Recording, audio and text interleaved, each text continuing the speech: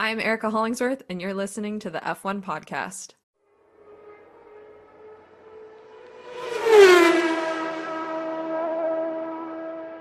What's up, everyone? It is Richie here from the F1 podcast. Happy Wednesday, May 1st. We are in the month of May. Really exciting. I'm here with Andrew Cleary. It's a lot of excitement. The sun's out today, weather's nice, and we got a busy month ahead of us, no?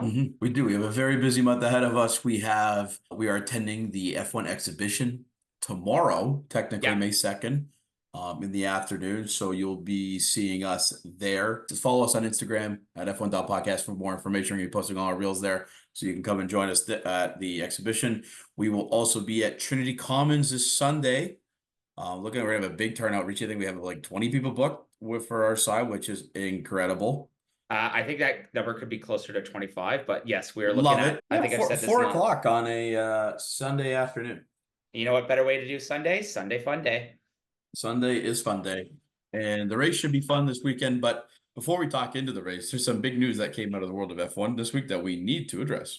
So we've kind of been talking about this for a couple of weeks now, and there's been a lot of speculation regarding Adrian Newey, and it's official. I would say, the best designer Formula One has ever seen leaves Red Bull, and he's announced that after spending 2 decades with the team, winning a total of 13 world championships during that period, he will be leaving in Q1 of 2025. It's finally happened. And I guess the question is, like, we also need to check in with Tyler Hathaway to make sure he's okay.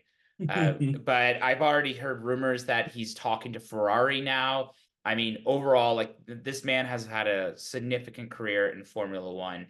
And I mean, I hope that he can come to a team. I mean, I hope it's the Ferrari team. But I think it's really exciting to kind of see what he's be able to do. But also, could this be the start of people leaving Red Bull? 7 World Drivers' Championships and 6 World Constructors' Championships under his wing as a chief technology officer at Red Bull. The guy is is probably the king, or the GOAT, we should say, in terms of car development, and as we can tell based on his pure dominance at Red Bull these past couple of years. But I think with everything that's kind of gone on in the Red Bull camp this past year, with the news of Christian Horner, and then kind of the ousting of Helmut Marko in a way, friction between him and Jos, or Christian and Jos, I think it was too much in a way for Adrian. And there was reports that he said he was unhappy with that direction, and now he's kind of found an opportunity to leave the F1 development side. He's going to continue on the Red Bull development team, but focus solely on the development of the Red Bull supercar, the RB17 supercar, which allows him to continue, which allows him to start actually his gardening period immediately, effectively be able to join a team at the end of Q1 2025, which I presume for the development of a 2026 car. That would be quite an opportunity for a lot of teams, especially ones that have a lot of cash, have a lot of experienced drivers available to them in their lineup currently for 2025 and potentially for 2026, to really be able to make a splash in the new era of F1 out of the gate. I think it's also going to be interesting to see if he does land with a team, and obviously he goes through his period of his cooling off period. But look, these conversations, they probably are happening. I said earlier, reported that he's already talking to Ferrari, but with these regulation changes coming in 2026, like, he could have like such an effect on like the new design of whatever those new cars look like. And I mean, I'm just curious to kind of see like what else is going to go next. Like, I don't know. It'll be really interesting to kind of see what is that domino effect. And like, I think the drivers, we're filming this on Wednesday. I think it'd be really interesting to hear what the Red Bull drivers, Max Verstappen, what Christian Horner, what they say at like the Thursday's interviews, or the pre-race interviews, or pre-weekend interviews. I think that's what they call them. So I'm curious to hear that. Also, I think it's also noted is not only that he's leaving the team. There are initial reports, though, that 4 teams are going to be vying for his interest out of the gate. We got McLaren, we got Mercedes, we got Ferrari, and we got Aston Martin. Now, kind of when I see these 4 teams, and I've read some reports and some rumors online, and those reports say that he's kind of not an overall fan of Toto's leadership, and you think that the the legacy against, Red Bull versus Mercedes, right, in that 2021 season. I don't know if that has any souring taste in his mouth too. But I think it would be direct challenge against direct, current leadership right now. He's not interested in McLaren as he feels that the investment is truly not, is not there to be able to truly, leave a stamp on the development of their F1 car. He's not enough funding to go in, I guess, from what I've read. And then he's also not interested in moving to Aston Martin. And I think it was confirmed today that Aston Martin does not want, or he doesn't want to go to Aston Martin because he doesn't really get along, or he's not a fan of Lawrence Stroll, which I can see why. But if Lawrence sells his ownership a little bit, or if he sells his ownership to, a company in the next couple of years, maybe that rekindles the opportunity to go to Aston Martin. But in my opinion, all signs, I would say, go that he's going to, if he returns to F1, he's going to go to Ferrari. He's always wanted to do he's always wanted to go to Ferrari to be there. He's made that comment multiple times. Apparently there was reports that Fred Vasseur met with Newey in London yesterday ahead of traveling to Miami to discuss his some return. But I can see, if with Lewis Hamilton being at Ferrari and as a new opportunity for him to go to Maranello, to kind of fulfill potentially a thought that he's always had. If I'm Ferrari, I'm throwing as much money as possible at Adrian Newey to come for a long period of time. Well, what better way is you have a 7-time world champion, and then you have the master who's created a car that has won 13 championships. Like, you could not get any sweeter deal. And just probably the joy in Maranello, having someone like Adrian Newey oversee your car development would be like not a breath of fresh air. It'd be like a million breaths of fresh air. It would be so perfect. I attest. Like, I think it's Ferrari's to lose right now if they really are determined to get Adrian Newey. I can't really see any other teams at this time that really have that extra, I wouldn't say oomph, but like, you got to think of the package when you're kind of selling your team. And he's been so dependent on there at Red Bull that I'm really just curious to see what happens when he leaves and who's going to take over. And does that have an effect this season? Because does that have an effect towards the end of the season when the cars continue developments? Will they be as competitive without Newey at the helm there? In that case, so only time will tell, but I think this opens the door wide for competition next season. Let's talk about it. Nico Hullkenberg, kind of expected, but it was reported that he will be going to, he'll join Sauber, which will become the team Audi in 2025. The German has signed a multi-year deal to be part of the Audi's F1 project when it hits the track in 2026. For starters, it means that, now this means Valtteri Bottas or Zhou will be needing to find a seat somewhere else. German driver, German engine, kind of makes sense. What were your kind of thoughts about this move? For me, I thought, especially so when Mercedes entered the picture back in 2010, they had two German drivers at the helm, right, to help, represent the team, or they had Nico Rosberg and then they had Michael Schumacher come out of retirement. And I think Audi is trying to do something similar by having that German representation in when they entered the sport in 2026. And what better way to have, a veteran in himself, like Michael Schumacher was at the time, and Nico Hullkenberg joining your outfit at that point. I think he's going to bring a lot of veteran presence to the table and help with the development of that car. Based on what we've seen this year, I just feel that Sauber's kind of kicking the can, waiting to 2026 for that transition to happen because, their car is not competitive. It will be interesting because it also leaves Haas open for a position for 2025 as well. And with that said, who takes that vacancy at Haas? Is it Ollie Behrman being part of the Ferrari Driver Academy? I know that Gunther in his previous time with Haas was very interested in having Ollie come into his ranking before going on to Ferrari. And I think that would be a great fit for Ollie, considering now that the change in direction at Haas is more of an engineering-based approach, and they're maximizing the car, results based on engineering with the leadership. I think that would bode well for a younger driver in Ollie, who's proven himself in Formula One already through one race, considering that he's like 11th or 12th, or even, I think maybe, 11th or 12th in the World Drivers' Championship still, in that case. So really interesting to see. Now, mentioning back, you're saying about how Bottas or Zhou goes. I'm not too sure which one stays, to be honest with you, or even if both stay. Like, do you ask yourself, is Valtteri Bottas, is he, ready to kind of move on to do some other things? And I mean, if it was Gunter Steiner was already excited about Ollie Behrman to have that second seat in Haas, and just how he performed that one track replacing Carlos Sainz, I think, do you go with the rookie? Do you go with experience? I mean, it opens up the door to like so many possibilities. But I also like have to be mindful is like they probably need some younger blood in that team.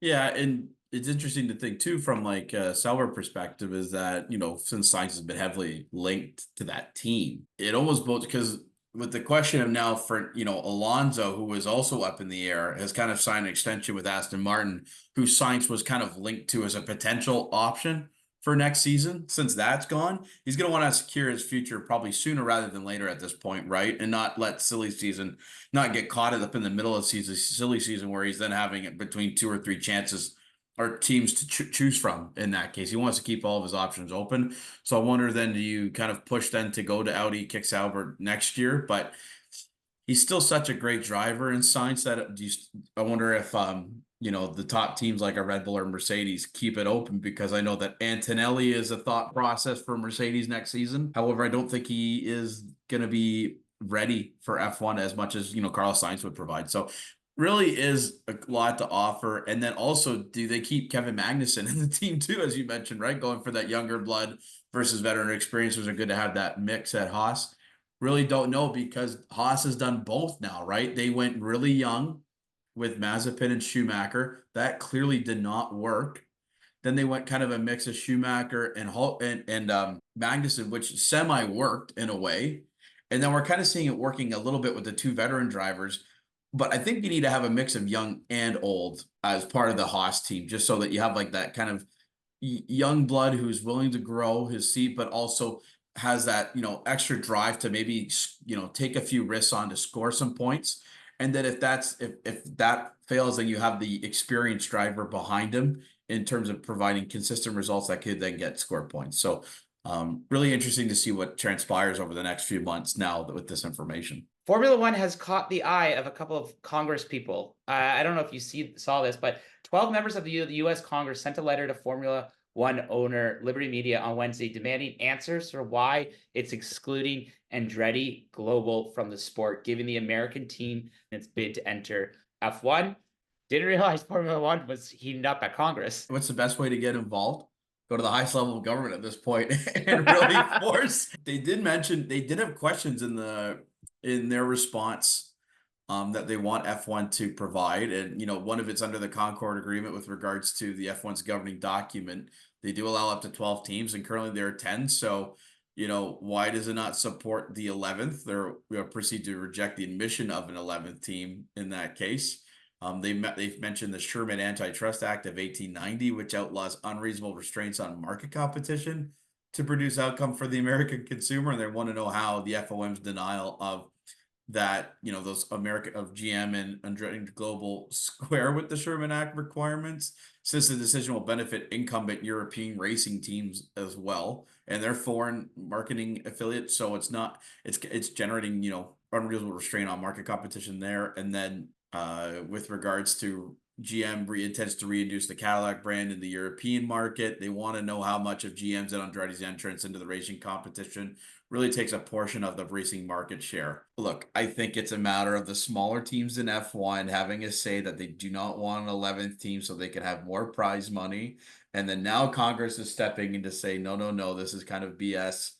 Why not add the 11th team? So there's this very much political problem going on right now in Formula One.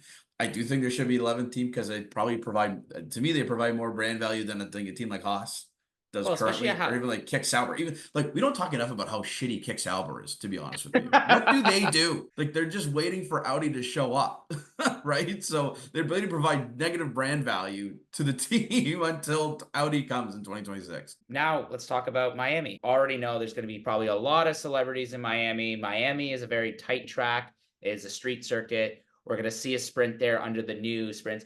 Like I'm already calling it right now. There's probably going to be a couple of collisions or people going into each other, just how tight the track is. But I know a lot of teams are going to have some upgrades going into this weekend. I mean, it's tough when you have a sprint and a race at the same time. Overall, what are you kind of looking into this weekend other than Ferrari's supposedly blue car, which is not blue? Yeah, well, we haven't really. So, screw your Ferrari HP now. I Hewlett like Packard. it, man. It doesn't make sense, but it is what it is. You do anything for cash, as a title sponsor. But the livery looks really good in my opinion. I think it's got some nice red. I don't feel like everyone was promised a blue livery. I don't know. I like it with the red and the blue accents. There's about 1,000 HP logos stuck on every car part. No on that on the Ferrari Challenger right now. So it's hard to miss the title sponsor in that case. But if that's the only upgrade that Ferrari is bringing this weekend, they might be in trouble against McLaren and even maybe Mercedes, because I hear McLaren are going to be bringing. They openly reference the fact that they're awaiting a major upgrade package as part of the year. And it's due to come this weekend in Miami. And if it was anything like it was last year in Austria, then it could be very competitive for McLaren this weekend. And with all the turmoil going on at Red Bull right now, does that then lead to a potential win for McLaren?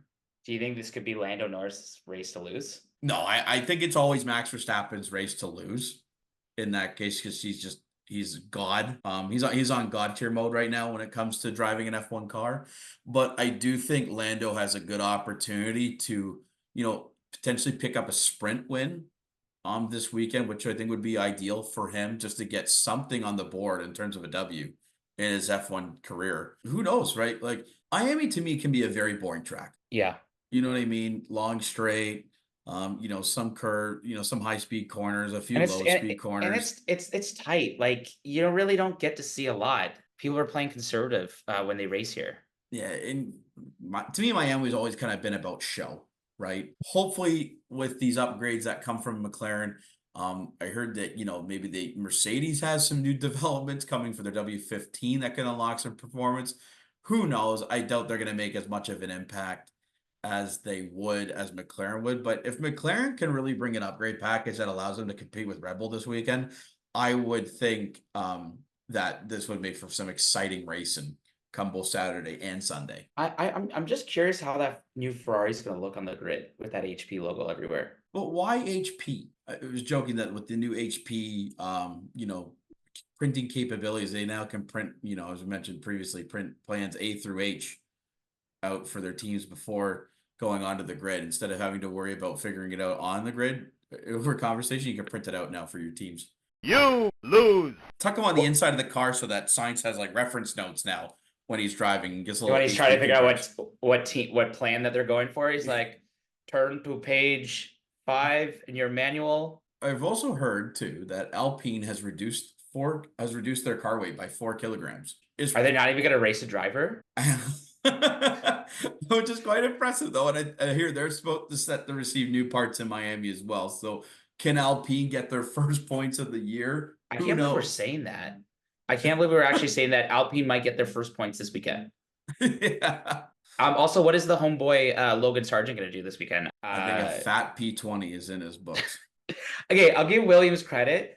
I really like the Grand Theft Auto theme that they did on their for the weekend, and I don't know if they had the funny person running around like a GTA character. Side note, GTA 6 is gonna be one of the greatest video games that ever comes out, but nevertheless, I'm just hoping that Williams can figure out their car as soon as possible, because they have been slipping with recent races and it's just not been competitive. Other than with regards to Miami sprint qualifying weekend again, where, as you mentioned, when we mentioned on the previous podcast, it can be exciting, in terms of not having as much time to prepare for setups.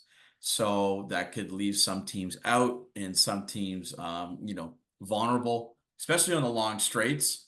If they kind of go with a more downforce approach, depending on how they want to go for their car. But nevertheless, should be an exciting weekend. And what I'm more looking forward to is watching it at Trinity Commons. Also, rest in peace to Ayrton Senna. It's the 30th anniversary of his untimely crash this weekend at Emilia Romagna Grand Prix in Imola. Yeah. But the great, some cool news is that Vettel is going to drive Senna's McLaren MP48 Oh, in wow. tribute at Imola this season. So, yeah, rest in peace, Ayrton Senna. Your memory has not been lost, clearly, based on the outpour of emotions that you continue to receive. And again, you've kind of inspired, us newer fans to enjoy the sport based on the way how you approached life and how you approached Formula One. And I'm very curious on the we didn't get to talk about it in this week's episode, but I'm very curious on how the new Netflix series that they announced this week leading up. It's going to be a 6-part series, so I'm curious to see how they're going to portray some of those key battle moments in his career, and how are they going to address the crash. So I think maybe we will talk a little bit more about what they're proposing for the show in next week's episode of the F1 podcast. So tune into next week's episode, and we'll see you guys on Trinity Common on Sunday. We will see people at the F1 exhibit tomorrow. Looking forward to seeing you guys all at Trinity Common this Sunday.